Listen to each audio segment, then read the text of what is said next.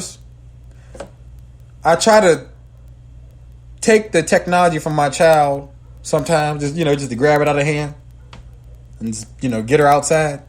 You know what I mean? Because what's happening with us, y'all, is them phones and them iPads has been babysitting our kids more than us, man. And don't get me wrong, there's sometimes when you need them to sit their little ass down somewhere. You know what I'm saying? While you cooking in the kitchen and while you doing while you handling business or something, you need them to sit down somewhere. So sometimes it's kind of good. Okay, here goes the iPad. Here you go. Watch something maybe educational or watch yourself innocent cartoon. But what's starting to happen is these kids, they're on it heavy, to the point that they're addicted, to the point that they're upset when they can't get their iPhones and their iPads. And it's very delicate, man. It's very delicate. We're walking a tightrope here ourselves, my fellow parents. And don't get me wrong, I'm not going to sit on no high horse at all. Because, my child, she number 6 years old. And somehow she got an iPad and an iPhone. I ain't buy the damn phone. Her mother got her phone. Don't get me wrong. And she got her phone just on the basis of, all right, you ain't got no real cell phone plan. You can't really, call people on the regular. You can't really surf the web. She can play little games on there, stuff like that. She can take pictures with it and keep the pictures. But it's, there's times where my child knows what Wi-Fi is. She asked her mom. She asked me, hey, can I connect to Wi-Fi so I can, play this game? Or she'll connect to Wi-Fi and she'll send me text messages or she'll give me a call. Which is, I love how technology has brought us closer that way because I feel closer to my daughter than ever when we're talking one-on-one, just me and her. Not me calling mama's phone and saying I talked on the phone. But when it's me and her one-on-one and she sent me a little cute emoji and she's spelling wrong, she that's cute. But where do we draw the line? Because I'm worried. I'm concerned. Like the comment section said, becoming zombies to the phones. Our children are becoming zombies. And the phones and the video games. I don't know what drug or what crack cocaine they put up in Fortnite, but these kids are strung out on Fortnite. Like addicts. I don't know. I ain't never seen nothing like it, to be honest with you. And I'm a gamer. I grew up playing the games left and right. The Madden, the 2Ks, the Grand Theft Autos, the 007s. I was playing all them games and Mario Karts and all that. I love video games as a kid. But when the sun was out and the weather was good, me and my brother get our ass up out the house. Ain't gonna be outside. We're gonna play some basketball, football, or something. Because for one, the parents back then, y'all ass had to go outside if it was sunny. Like, you're like, you want me to be sitting up in the house all day? Like, anybody that's raised by the old school, no. Your little ass ain't about to just be sitting up in the house all day looking at them. You going outside, going about there. And don't be running back and forth in and out slamming that damn screen door. That's the old school way.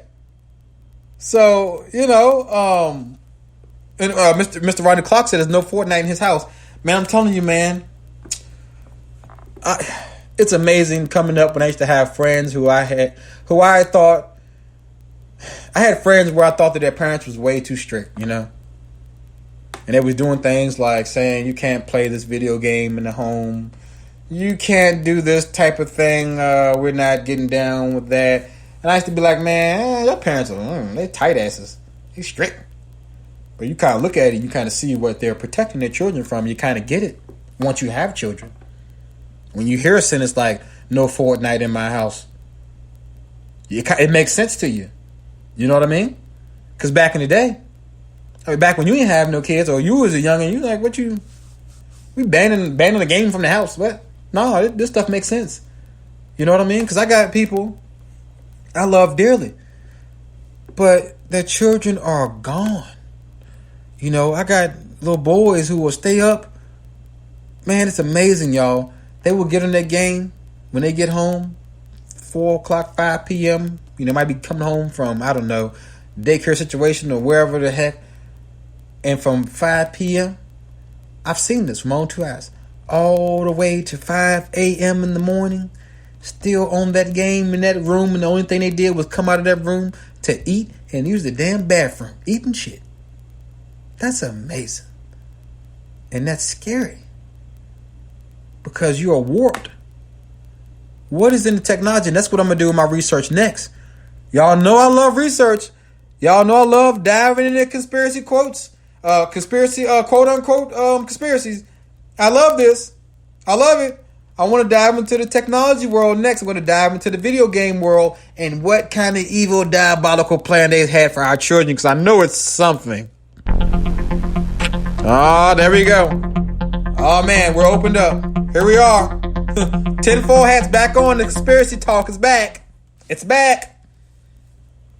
I think they put something in the video games to screw our children over, y'all. There's something with the pattern of the technology. There's something with the pattern of the design. You understand how deep it goes when dealing with the mental. Sounds, pattern waves can affect your mental. Visuals, different type of colors being brought together over hours and hours and hours could do something to your mental, put you in a trance. It could screw you over is what I want to say. So I'm going to do some research on that. And we're going to talk a lot more about that. Because I'm worried because it's like a drug. It's like a drug. And, I'm wondering.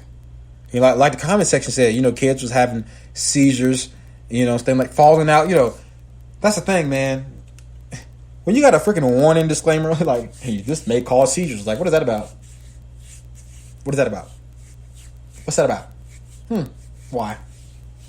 I'm going to dive into this, man. Because all this is deep talk, man. And for real, y'all, what we need to do for real, all of us, including my black ass, all of us. Sometimes, y'all, we need to put the damn phone down, put the video games down, and just enjoy one another. That's it. And that's what I plan on doing more of is just, I'm talking about for like 2 hours. 2 hours out the day, maybe 3 hours out the day. Just put my phone to the middle of nowhere. Put my kids' iPad or phone to the middle of nowhere. Cut the TV off. Let's go outside and let's enjoy each other. Let's talk. Let's play. Let's run around. Just have some one-on-one and get back to the basics and bring our family back in because the world may be trying to take us down. And that is not small talk. That is Candid Talk with yours truly, Anthony Train Johnson. I'd like to thank you all for being here for another episode of Candid Talk. We have definitely had an amazing day today with a lot of dialogue. I got so much more for y'all. Y'all know how it is, man. Shout out Spreaker. Shout out iHeart. Shout out Spotify and all platforms and Twin Radio Syndicate. This is your boy, Anthony Train Johnson, and I will see y'all next week.